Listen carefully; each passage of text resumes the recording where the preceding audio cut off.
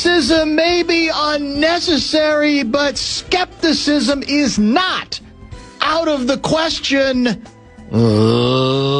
Leader Fan Radio Network. Violence is out of the question. That too. And KFAN.com.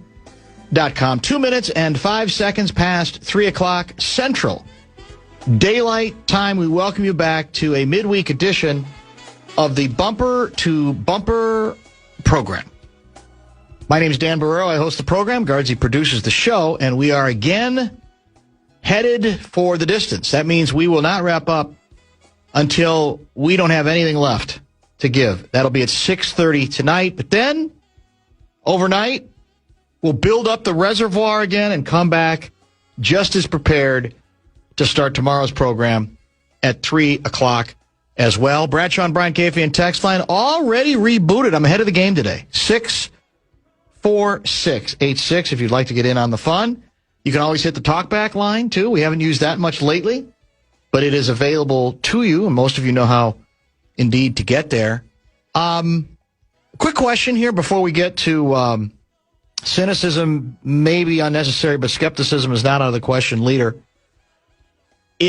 Has there ever been an event hosted, a TV event, hosted by San Antonio Davie, by that town, in which the only background visual allowed is the Alamo? Every single basketball broadcast, football probably not so much, they don't have a pro football team. I don't think they have a hockey team. But whenever something from a sports standpoint originates from San Antonio, you got to do that. We got to do the Alamo. Yeah, where are we the gonna do it? Alamo's got to be in the background. Yeah. Is there no second? I mean, I've been to San Antonio a bunch, not in recent years. Yeah.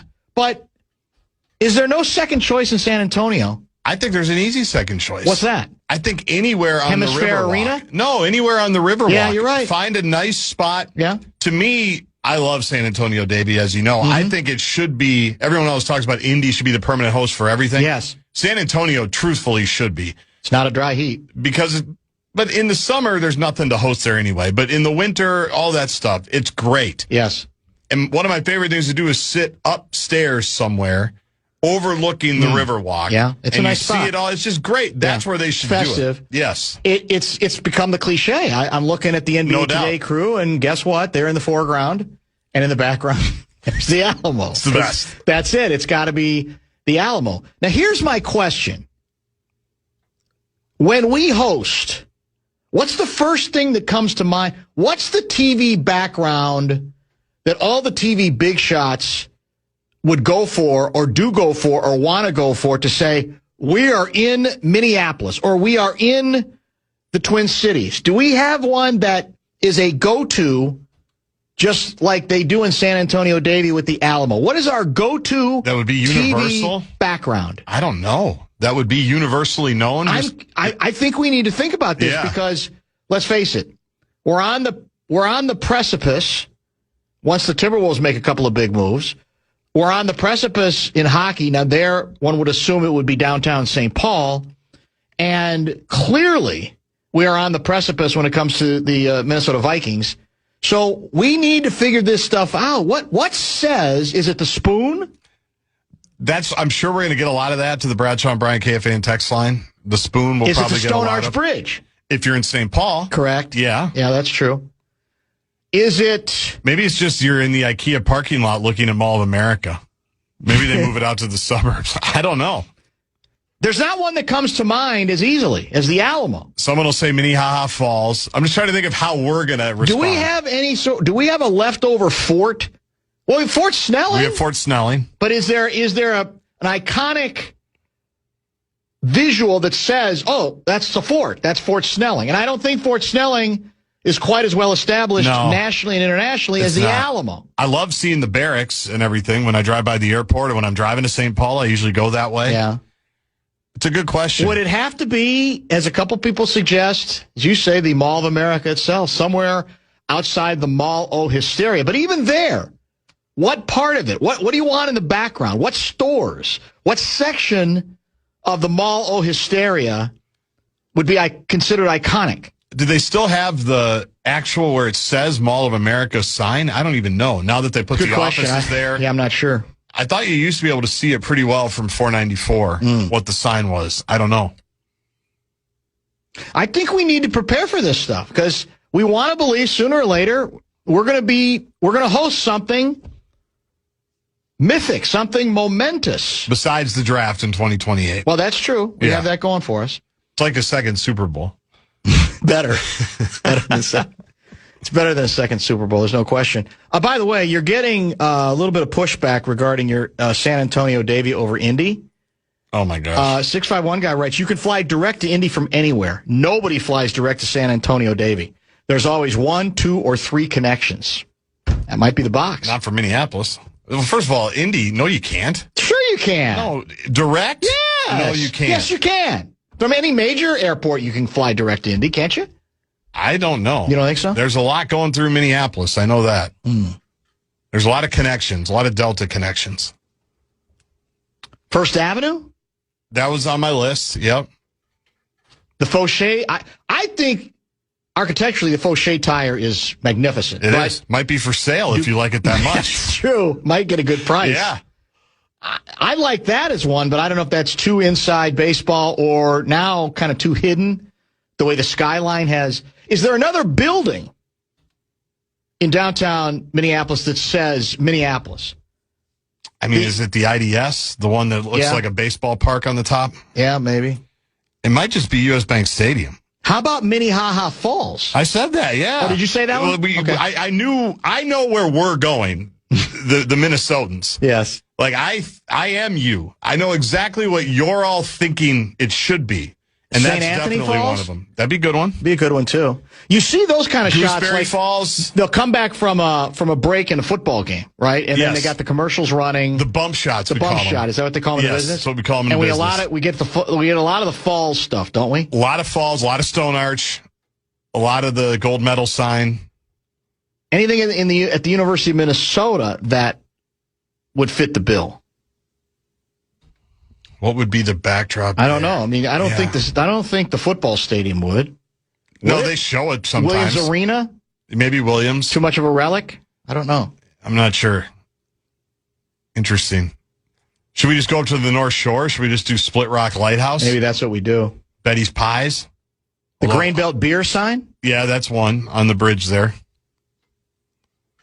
How about just a good backdrop being one of the chain of the Minneapolis chain of lakes? It's not bad. Who's got which one? Which lake has the band shell? That's Harriet. That's Harriet, right? Yeah, Lake Harriet band shell. Yeah. 701 guy is suggesting the VU. Come on. The VU? How about State Fair frontage area? Would that be it? The grandstand? Yeah. Rosen would be set up in a booth at Perkins, somebody said. How about the Duluth Lift Bridge? Too far? Too far, yeah, but it's iconic. The Mary Tyler Moore statue. You could set up a nice TV, podium in front of that. I don't even know. Mall. Is that still there? Oh, yeah. It's there. That's still maintained? Yep. I don't think any of our other sports statues are big enough. I mean, I don't think anybody... The pole ads, I'm not sure that would be iconic enough for a national audience. No. Puckett? Yeah. Maybe. I don't know. That's the thing. You're right. We don't have... I mean... Now, we need to work on that. Like you say, San Antonio, it's not our fault that, geographically, San Antonio was set up well to have the Alamo. Unbelievable. We've really had no beef with Canada that's risen to the level of, U.S., Mexico, all of that. The Texicans, yeah. Yeah, so we really haven't had that. Maybe that's coming. I don't know. Maybe we're going to be... I think you can rule it out. Maybe we're going to be on the forefront of the next battle. Yeah, you might be right. And all of a sudden we'll have something like that. Because like you said, San Antonio really only has the one note. They have the one. And so it's not like they're routing us in that department. And it is. I mean, size-wise, it's perfect. And the setup, the configure, there's room in front. I'm sure they make a point of saying, if you want us to originate a broadcast from here, we got to be in front of the Alamo. Yeah. And so they make room for it. There's room there for it because they're not stupid. No.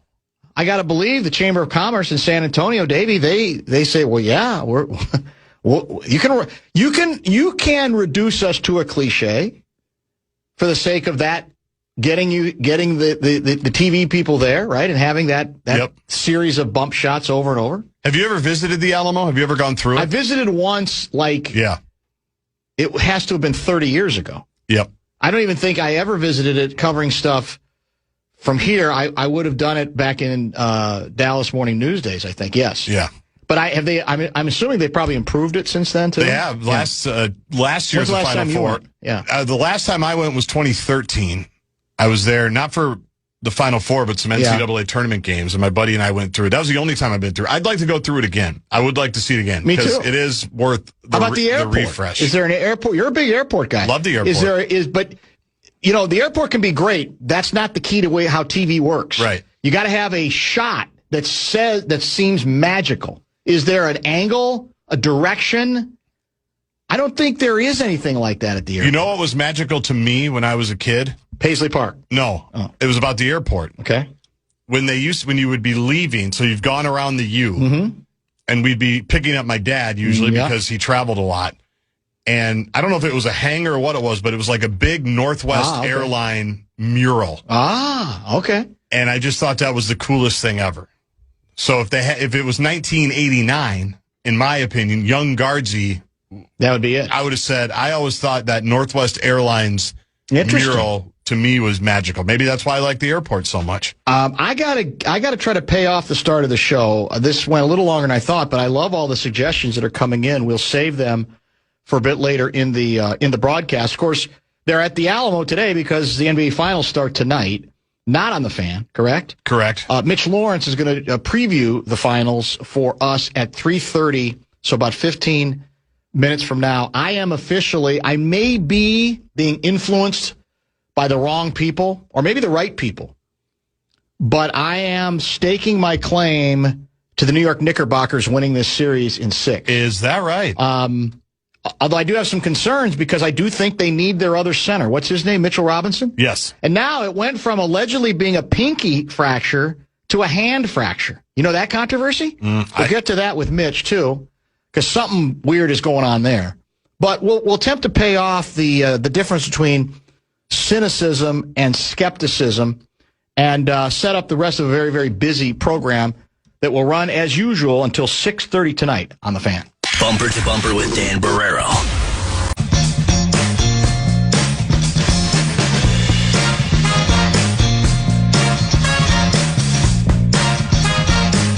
Aaron Gleeman is going to join us in studio after your Minnesota Twins lose Game 3 of their 3-game set with the Sox. Looks like the Sox will avoid the sweep. Last I saw, they were up 5-0 late on your Twins club. It's 8-rip right now. 8, okay. Top of the ninth. Top 09. And Kessler is going to be wheeled in by Gurney sometime around 5:30 today. Kessler back in studio. The Minnesota Vikings introduced their new general manager. I want to read you some quotes. We are thrilled to welcome him to the Vikings. This is from Mark Wilf. His unique background, variety of strong football experiences, vision for success, and leadership presence immediately stood out to us. He's naturally committed and driven to building the best teams through consensus building and the pursuit of information. We believe he will immediately make us better as a team and organization. That's from Mark Wilf. Ziggy. Thank you, everybody, for coming here. He has a clear philosophy on building a complementary football team. His intelligence, progressive mindset, and passion for the game, along with his ability to make thoughtful and intentional decisions, provide a tremendous foundation as he leads our football operation. There's more. Andrew Berry. He brings a nice blend of both an insider and outsider perspective to football. Probably the best part of him is just the person. Humble, high integrity, continuous learner with a true growth mindset. He has fantastic interpersonal and people skills. I got bingo. Oh, we're not playing that? Not yet. Alignment, collaboration, bingo. Actually, we're on a roll already, aren't we? Oh, big time. A little bit more. How about a little bit more from Andrew Berry? What's his title? He's got a big shot title in this organization, does he not? Yeah, I don't remember what it is. It's just, he's very high on the Vikings food chain. Number one, it's his general cognitive abilities. Super, super bright guy. And that comes across within the first 2 minutes that you meet him. Number two, and probably just as importantly, it's just people skills. You could see how he had been able to build relationships across a number of different groups. Because you have to be able to not only develop insights, but communicate them and get people to buy in. And then the other thing was just his breadth of understanding of the sport and football operations. Wow. And I bring all this up not to play the part of the cynic, but yes, admittedly and totally to be the part of the skeptic. Those were the introductory quotes upon the news that Kwesi Adolfo-Mensah was being hired by the Minnesota Vikings. That makes sense now, because Andrew Berry's the Browns GM. Correct. Yeah. That might have been the tip-off, the tell for the insider. I got very confused. But in all honesty, none of that, by the way, means that this will not be a better hire. But I come to you today, and because I've already read stories locally that had me left with this conclusion. How is it even remotely possible that he hadn't already been hired? Teasley. How? Why are we so lucky that we got him? And that may end up being proven. But the reminder is, the words are great, the platitudes are wonderful, but quite frankly, I cheated a little bit on what I left out in a couple of them because I didn't want to tip it too far, tip my hand. Many of them aren't that different. And the moral of the story is you take your best shot at it. The Vikings brain trust does not have to apologize for that. But let's just remember it. Because you can't get any more positive than what was laid out when we made the previous hire. And the unknown is always the obvious. Being a lieutenant, even a first lieutenant, in a successful football organization is very different than running it, where the responsibility is ultimately yours, where when the Jackals come calling, they're calling your name, not the assistant GM doesn't have to worry about most of the time, unless there's some kind of controversy, not going to have to worry about that. And as I listened to, while I walked today, I listened on the fan to the press conference live.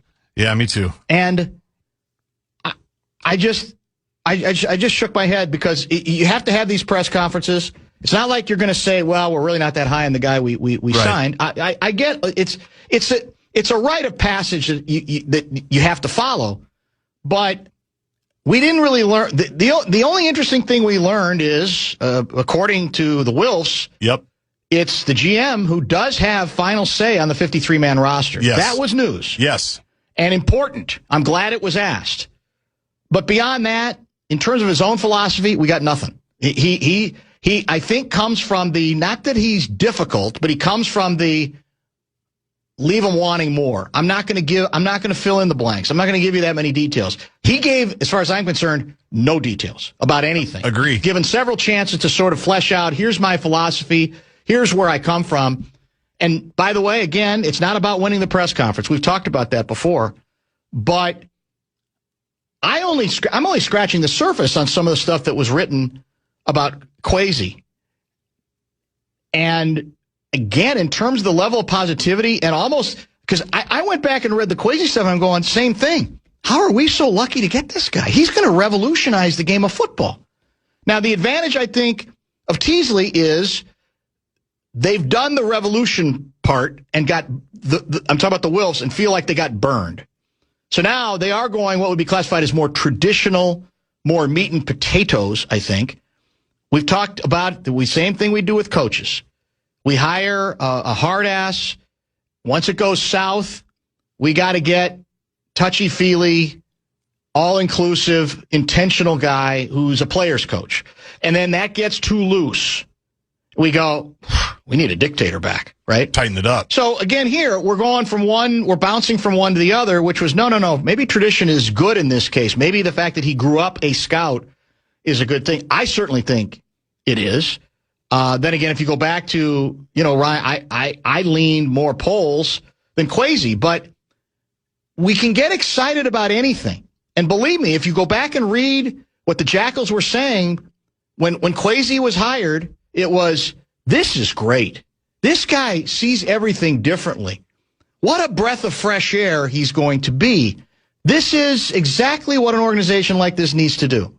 And it turned out to be a disaster, right? For all the talk of his people skills, what was on the outside of it, on the other end of it, what was the criticism? Fair or not? Well, he didn't do a really good job of hanging around. He didn't do a really good job of nurturing relationships with let's say, other departments, right? So what this tells us is even the people doing the hiring, they don't know. They're taking their best shot. They're obligated to do that. And let's just I don't think it's illegal to be skeptical about it and to ask these questions and to say, I'm not ready yet to have the parade because we got to see it. And we might. But we've been down this road too many times before where the platitudes are endless, and they were endless back then. I think in some ways even more so than this time. Yeah. And it's a cautionary tale that, all right, let's see. This is a level up. He doesn't have the cocoon of the Seattle organization any longer, which is obviously well run above him.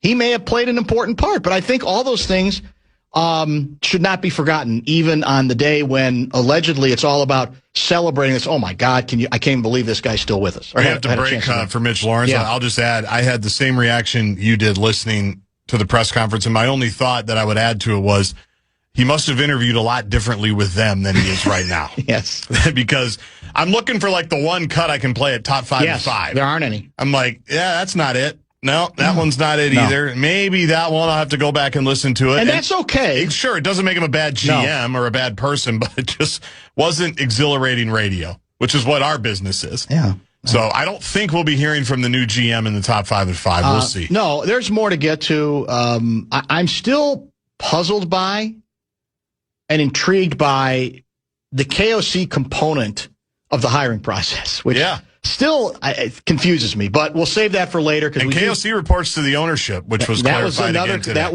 was emphasized again, as does Teasley. If Teasley wants to make a coaching move, he can't do it. Brzezinski, he is supposed to report directly eventually, even though he seems to have his own fiefdom over there. He's supposed to technically report to Teasley as well.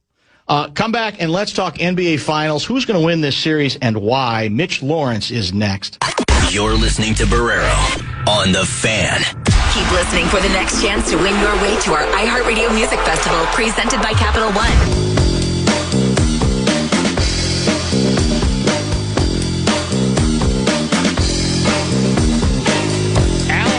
Writes, Dan, perhaps the new GM was flown in commercial like the rest of us, which means he spent time in the calmest airport in the country.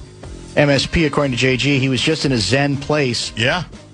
Too calm to offer much comment. That's an interesting theory. Enjoyed the art and all the food. More on that later. NBA Finals begin tonight. Not on the Fan, unfortunately. But Mitch Lawrence is kind enough to join us now via the Connecticut Water Systems hotline to review, or preview, I guess I should say, what indeed might take place. Mitch, I don't know if I'm falling into a trap here. Wouldn't be the first time when it comes to predictions. But, and I don't know how much of this is a great affection for Karl Anthony Towns, a guy who here got maligned a lot, in New York, as you know, has gotten maligned, I think, way too much at times. But I am picking the New York Knickerbockers to win this series in 6. Am I wrong? You may not be. I can see the Knicks winning the series. I'm just picking the Spurs in like 6 games. Mm-hmm. You know, I look at this and say, you know, the Knicks have played, you know, so far to me above their heads in winning 11 straight games. And a lot of it had to do with the quality of play, but a lot of it had to do with the 3 playoff opponents, Atlanta, Philly, and Cleveland, I'll argue to you that the T-Wolves would beat Cleveland in a series. I agree. And obviously, the Spurs beat the T-Wolves, and then they beat Oklahoma City, the defending champs. We all saw that.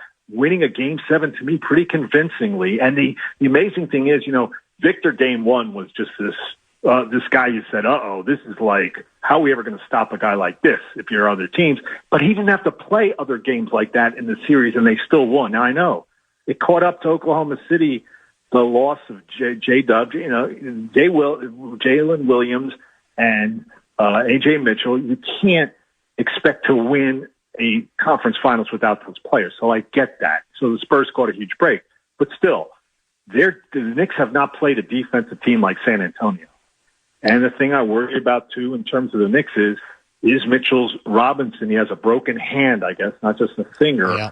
What kind of a factor can he be? He needs to be out there getting offensive rebounds, extra possessions for the Knicks, banging with Victor. I know they're going to, depend a lot on OG Anunoby, but I think they're going to need Mitchell Robinson a lot. So we really don't know how compromised he's going to be, how limited, until we see that tonight. But no, I can see the Knicks winning this. I just don't think. I think the Spurs, to me, I just look at it as, they've got the best player, they've played the best team, and they've got tremendous depth to play Jalen Brunson. Yeah, that's persuasively argued. I can't disagree with any of it the way you lay the thing out. And I'm glad you went to Robinson next, because this story has it changed pretty dramatically, right? Originally it was, little pinky injury, we'll get some surgery, wrap it up, things will be fine.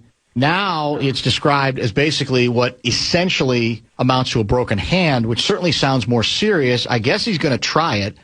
And who knows if we're ever going to find out exactly what took place here. That's part of the mystery, the way the Knicks have handled this thing. But it is, I think, fair to say I was assuming with my pick that he will be able to be a factor, because given all the challenges the Spurs, certainly present, I think Mitchell, at his best, he can be, in his own subtle way, a problem, right? He can make plays. He can be tough on the boards. Yeah. He can give another team something to think about. So if you take him away, that certainly would dramatically – he's not their best player, but I think in this kind of matchup, he's pretty critical. And so if he can't be a factor, that you may well be vindicated for sure. Well, and the other thing, I think, for the Knick argument, if you're going to make the argument for the Knicks, is it just might be their year. Yes. We've had that before in sports. And, we've seen it in other sports. We've seen, the Cubs finally broke through. The Red Sox finally broke through. Teams with these long droughts. The Knicks have had we all know a 53-year drought. The last time they got to a finals in 99, which was the Spurs. I mean, they went in, it was like bringing a knife to a gunfight, because they didn't have Ewing. Larry Johnson was on one leg, and, they couldn't get Tim Duncan off the floor. He averaged 46 minutes a game. Now they're in much better shape, but the Robinson injury could be a factor. He's got to be able to give them the energy and the board work and helping out on Victor, because Victor is probably going to, the thing that I love about Victor is that I don't think he takes anything for granted. He doesn't look at this as like, well, I'm going to be coming back here for the next, 5, 7, 8 years. No problem. He's had a blood clot. He's had injuries. He's missed games. I think he knows that he's got to take advantage of the situation. So I think he's going to have the right mindset. A lot of people are reading into their celebration against Oklahoma City like, how are they ever going to, they thought they won the title. And so now that they're just like going to be flat for this series. I don't think it that way. I think the Spurs are beyond their years in terms of the whole experience thing. And these guys know that they have to take advantage of this situation right now. So I don't think the Knicks fans, although in New York, everybody thinks the Knicks are going to sweep and at worst, win in 5. Right. But, that's a fan base that is delusional because they haven't won in so long. Yeah, that's fair. Well, it cannot be debated, the Knicks road and who they played. I mean, you start with, the Atlanta was a 6 seed, I believe, and the Wolves were a 6 seed in the West. I mean, it's not even close, right? And as you say, the Wolves will probably be able to beat Cleveland, for God's sake. But where I will give the Knicks credit is they didn't just win a series of games. They have utterly made mincemeat out of the opposition. They have, to me, in that sense, they look incredibly connected, mature in the way they went about crushing those teams, notwithstanding, obviously, Game 1 against Cleveland, but then that's one of the great comebacks in history of itself. So I think for me, part of my Knicks thing is, yeah, easier road, but they crushed it. They didn't just sort of waver. I guess you could say they started a little slow in the Atlanta series, where I'm sure there are people in New York wanting everybody fired, including the head coach right then. But that's what I like, and I like is what Sam Mitchell, your guy, the bookend forwards are. I think they're a load that the Spurs haven't quite seen. They can hit. The Knicks can hit 3-pointers, which against Wemby you have to be able to do. So at the bottom line, I am very much looking forward to this series. I think it has a chance to be a very good one. Oh, it should be a great series. It should be, so many of the conference final games were blowouts. And go back to the whole regular season debacle in terms of, the whole integrity of the league was questioned with the tanking, the load management, plus the FBI gambling investigation, which still is rearing its ugly head with these latest reports about Terry Rozier. Oh, man. Yeah. This is a compelling matchup, especially because, you've got the team that hasn't won in ages, back to the glory days of the 70s against, the guy who everybody thinks is going to be the face of the league, like tomorrow, like it's going to happen. And so, it should be a tremendous series.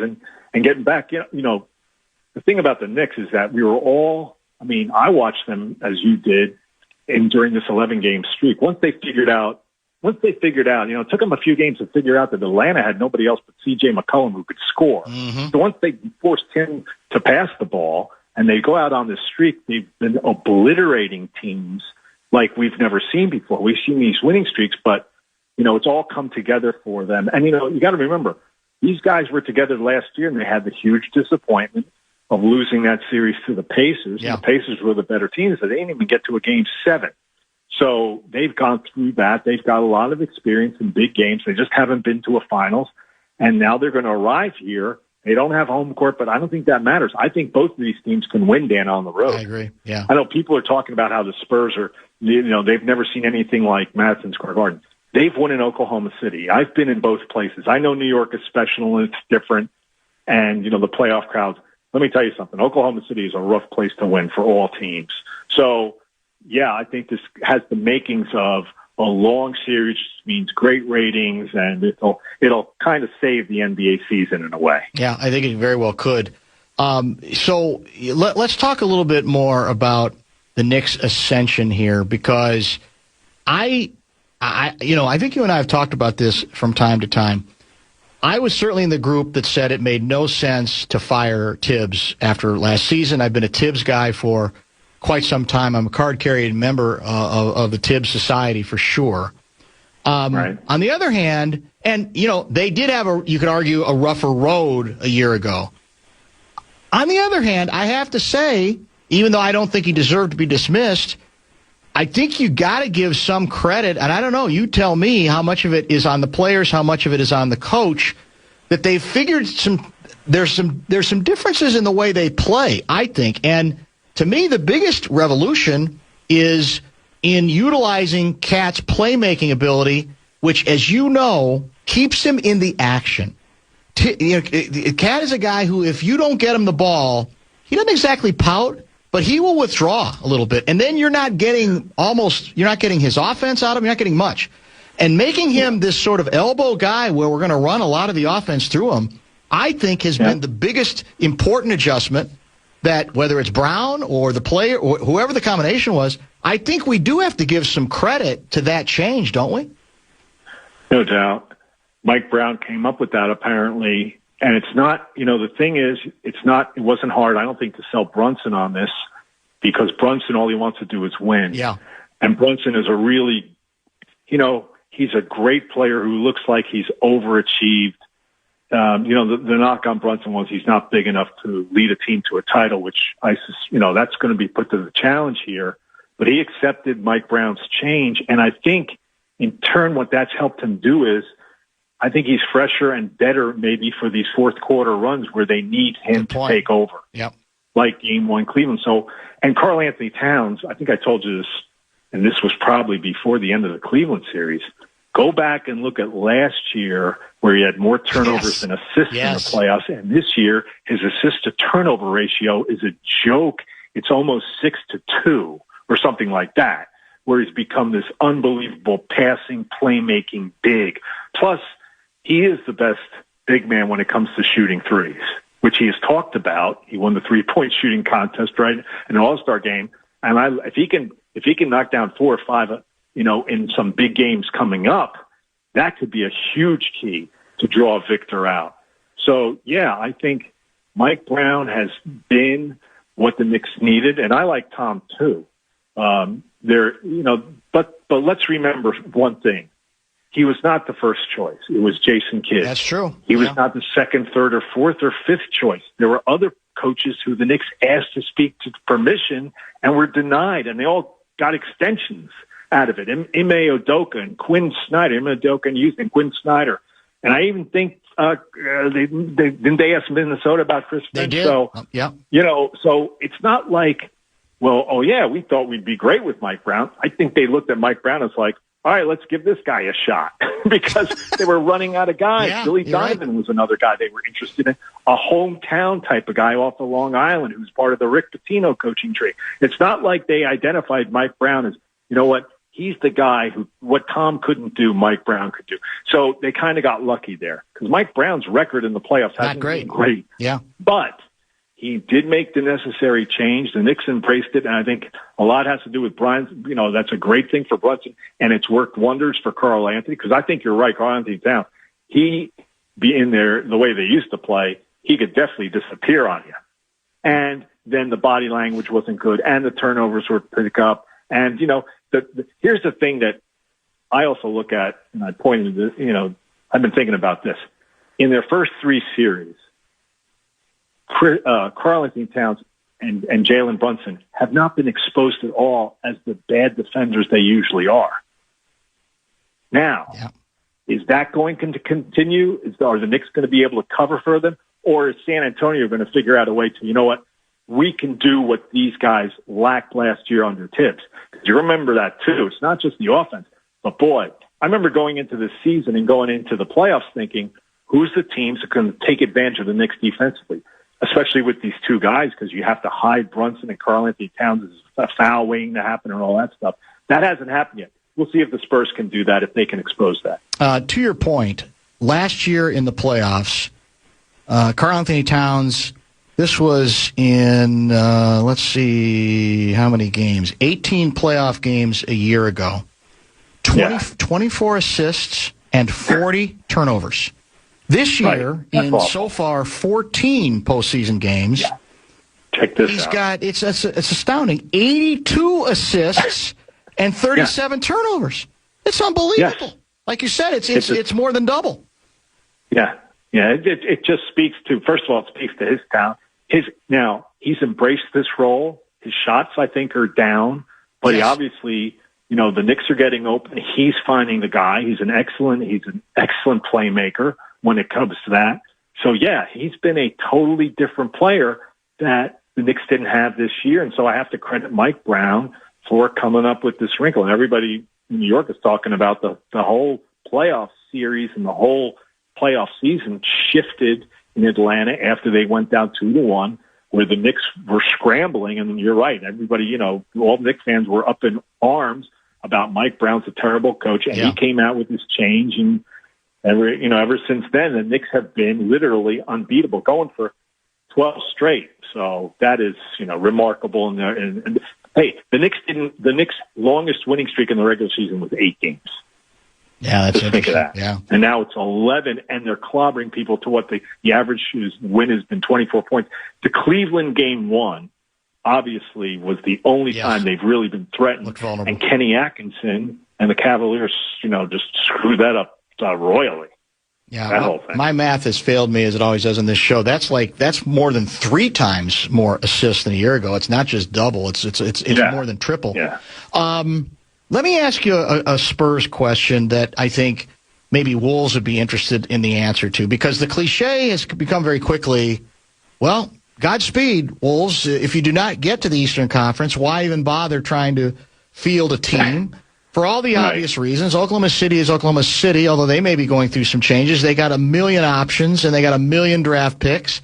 And then, of course, the Spurs already seem to be a little bit ahead of schedule. Can you give any hope to – because I think we do kind of run off with these stories that sound good in principle, which is, well, look how – I mean, they're going to win 8 titles, and the Spurs are going to be pretty close to unbeatable, and Oklahoma City will not be far behind. But – the devil sometimes is in the details, right? People get hurt. Money starts becoming a bit of an issue. Can you give any hope to the Wolves fans about if they are forced to continue to reside in the West, that there's something worth fighting for? Or do you think they're doomed? Do you think it's just over because of the top-heavy nature of those two teams? The last real time I thought an entire conference was doomed was the 90s. Because the other team, the one team had Michael. Yeah. And nobody was beating him. The only time any teams had success was in the 2 years he was out of the league in 94 and 95 when Houston went back-to-back. I don't see the West being that way. Now, Victor could prove me wrong. But once Michael Jordan started to win and the Bulls surrounded him with the right people, I mean, it was like the Knicks were banging. Everybody in the East kind of knew we're not getting back by that one guy. I don't see a Shea Gilgeous-Alexander as great as he's been. He's not Michael Jordan. No. And I don't know. I mean, look, Victor's just starting out, so he may be that type of guy. So I think between that and the fact there are injuries and you're right. The way the league is now, what I really hate, one of the things I hate is that this second apron tax deal has forced teams to break apart their teams like Boston had to do just to get under aprons so that they don't get taxed more. Because we all think that these owners who are billionaires can easily afford the tax, which they can, but they just don't want to pay it.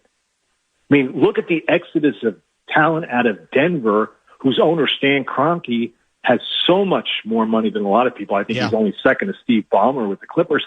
And he broke apart Denver because he didn't want to pay the tax. So, it's like, but for the league to make Boston do, or to have these rules in place where they're prohibiting the teams that make the right decisions and do things the right way. Yeah.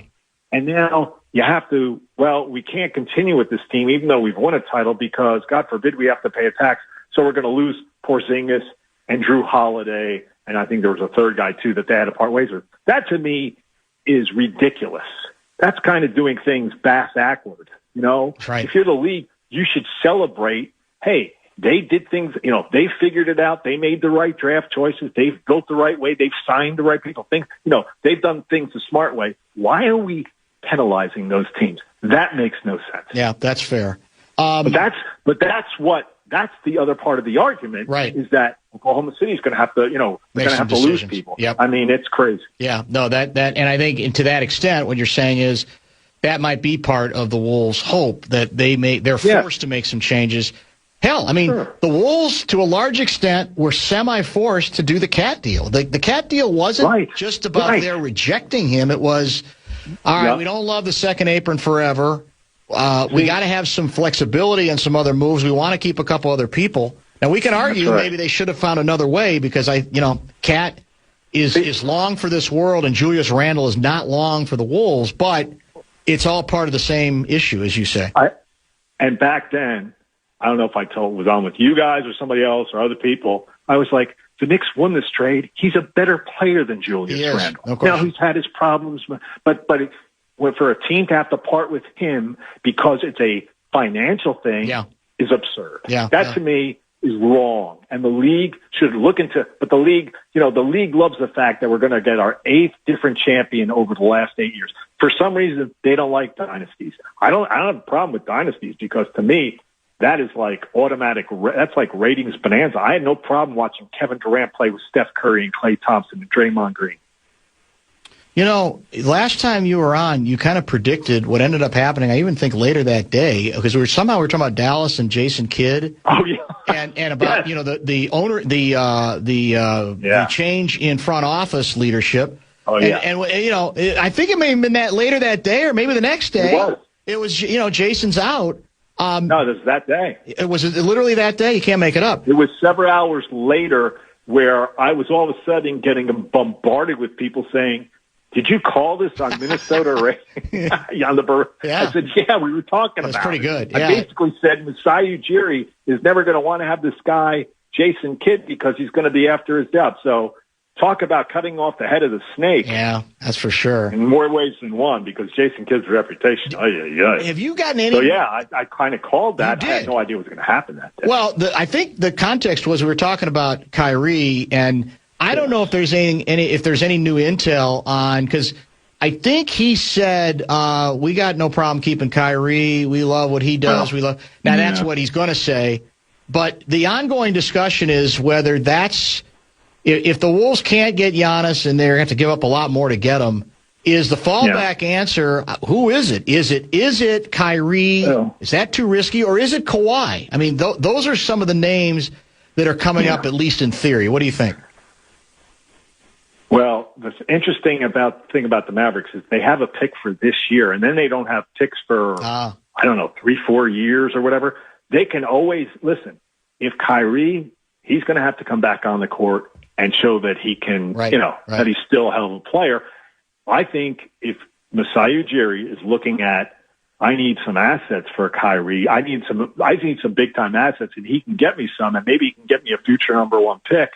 Yeah, I could see them parting ways with Kyrie Irving. I don't think they're attached to Kyrie Irving at all. This new regime of Masai Ujiri and Mike Schmitz, who was out in Portland. No, I think he could be available. Kawhi Leonard, I don't know what's going on with the Clippers. I am like everybody else waiting to find out if they're going to get clipped if they're going to get nailed by the league for cap circumvention with Kawhi or not. We don't know what's going on with Giannis and the Bucks. I think they're going to move him. John Morant's probably going to be in play, you would think. Right. I think there are options galore. But in terms of Kyrie, I think Dallas, as soon as they can get him on the court and he can show what he can do, I don't think Masai Ujiri would be attached to him at all. Yeah. It's something the Wolves would have to think about despite his age and coming off the injury. True. Because they got to add somebody for sure. All right, my friend, enjoy the final starting tonight. We'll be in touch as always. We appreciate the time, sir. Great talking to you, Dan. Take care. Always a pleasure. Mitch Lawrence, you can hear him on Sirius XM NBA channel. He's on there a bunch. Longtime NBA writer in Dallas and in New York for many, many years. Now I think based back in the Dallas-Fort Worth area, if I'm not mistaken. We've got Kessler coming up at 5:30 in studio. And speaking of in studio, we've got Gleeman in the house, fresh off covering your Minnesota Twins again this afternoon. It was getaway day at Target Field. The White Sox, the opponent. He will tell us what took place today. We'll get into some larger Twins-related issues with him. If you have questions or concerns, you know the number, 646-86. That's the Bradshaw and Bryant KFAN text line. Back in a minute. Bumper to Bumper with Dan Barreiro on the Fan.